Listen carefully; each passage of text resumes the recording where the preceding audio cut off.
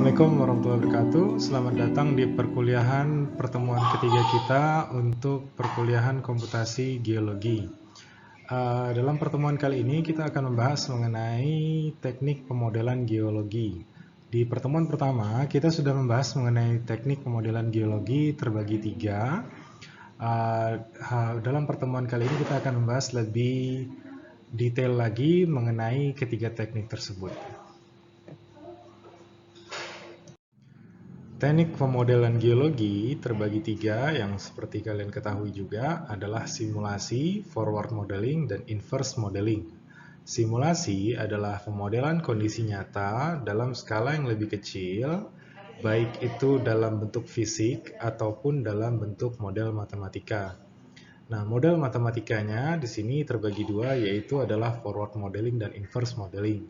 Forward modeling akan kita bahas juga nanti lebih detail, yaitu sebenarnya adalah pemodelan data dari model matematika yang kita buat. Sedangkan inverse modeling adalah model matematika yang kita dapatkan dari data yang kita ukur di lapangan.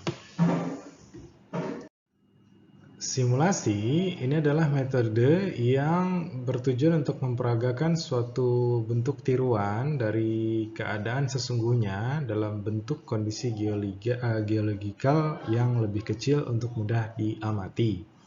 Terdapat dua bentuk, kalian bisa melakukan dalam bentuk scale down geological feature seperti sandbox yang terlihat pada gambar yang di atas ini, ataupun kita membuat bentuk matematisnya yang kemudian dapat kita simulasikan.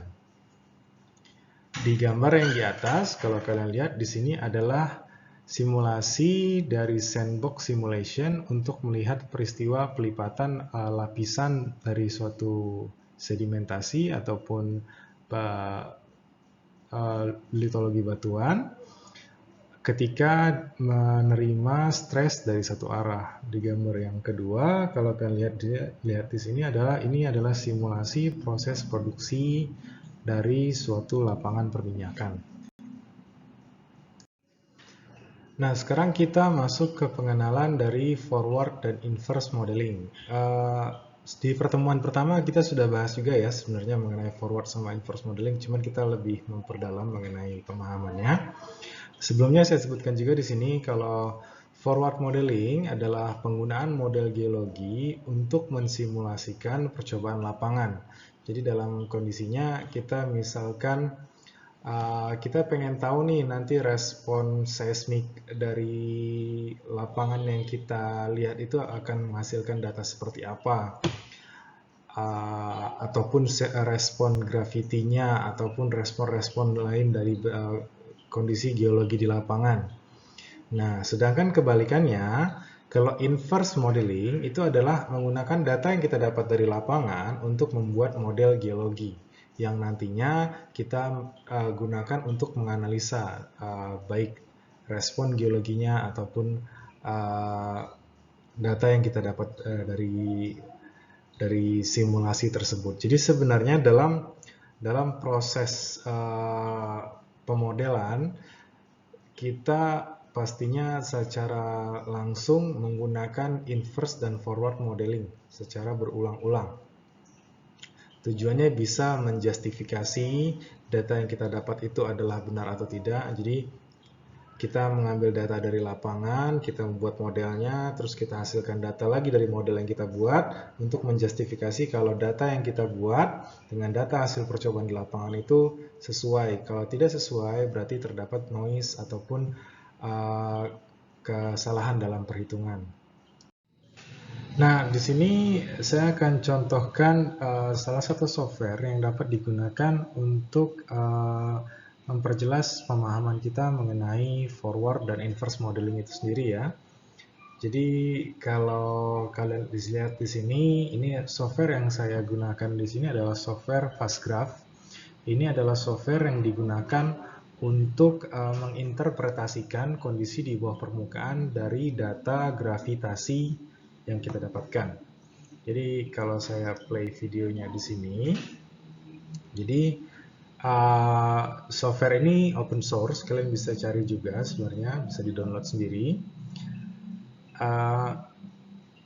Data yang kita dapatkan itu terdapat 3 komponen aksis, X, Y, Z, dan 1 komponen nilai, di mana nilai tersebut adalah nilai dari gravitasi.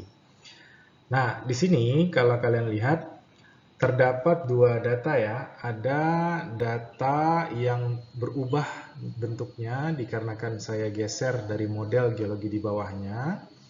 Ada data yang tetap fix. Nah, di sini kalau kalian lihat data yang fix di sini ini adalah data hasil pengukuran lapangan.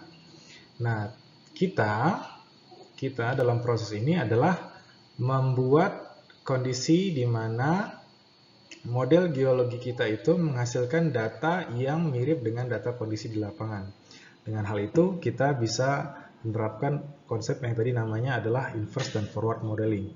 Di sini, pengaplikasian dari forward modeling itu adalah gambaran spherical yang ada di bawah gambar di bawah ini, spherical yang digambar di bawah ini, itu adalah forward modeling kita.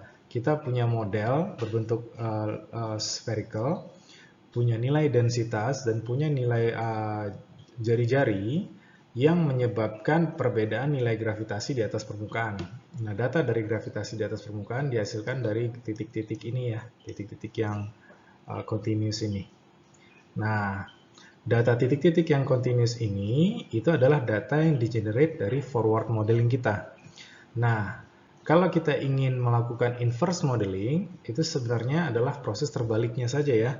Dari data yang kita hasilkan di lapangan, kita buat model kondisi geologi di bawah permukaan. Nah, ini sebagai gambarannya. Dalam pengerjaannya, untuk modeling geologi, itu terdapat berbagai macam workflow tergantung dipengaruhi oleh dari data yang kita gunakan dalam melakukan modeling.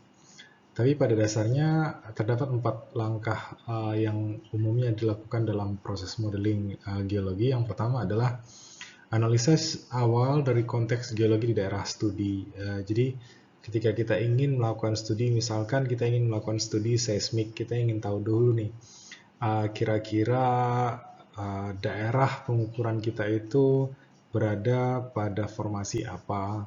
Terus densitas batuan di daerah tersebut memiliki kisaran nilai berapa, ataupun kondisi-kondisi lain dari lapangan.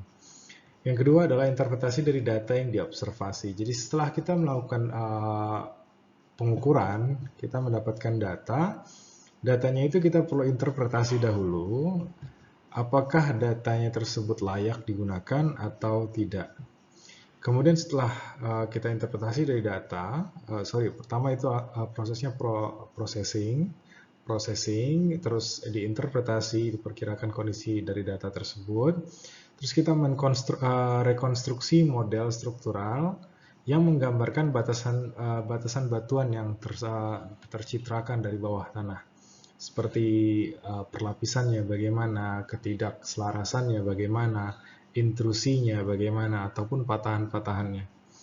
Terus kita membuat 3D mesh yang menggambarkan model struktural yang mendukung representasi dari volumetrik dan heterogenitas di bawah permukaan. Jadi seperti tipe-tipe batuan yang terdapat di bawah permukaan, terus saturasi air di bawah permukaan, dan lain-lainnya.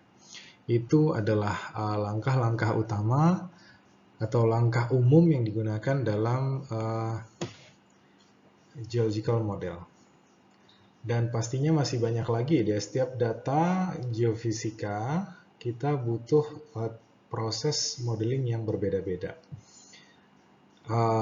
Sampai di sini saja perkuliahan kali ini. Saya harap kalian bisa mencari informasi mengenai metode-metode lain dalam mengumpulkan data dalam proses modeling geologi. Sampai jumpa.